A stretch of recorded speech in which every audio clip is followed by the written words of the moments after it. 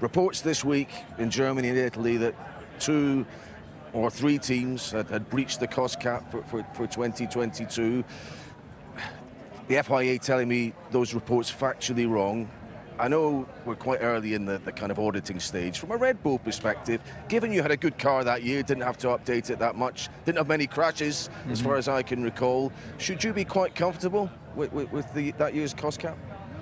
We would expect to be. I mean, I think, as you say, we had a very good car last year. We did relatively little development compared to some of our competitors, and most importantly, we had very little crash damage as well. I think Max damaged one front wing in Brazil, and Checo had one incident from memory in Montreal. So, you know, we weren't burning parts in the way that our competitors were, and the upgrades that we were bringing were far more modest. So, let's see.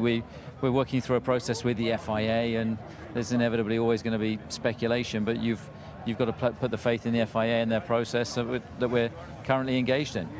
There's still a continued focus from some of your rivals on your minor breach from the first cost cap assessment year. When you hear some of the comments made that the punishment didn't fit the crime and so on, do you think sore losers? But look, believe me, the hit that we've taken with the lack of wind tunnel time that we have compared to our competitors is a massive compromise. And if wind tunnels don't count, then why don't we just get rid of them?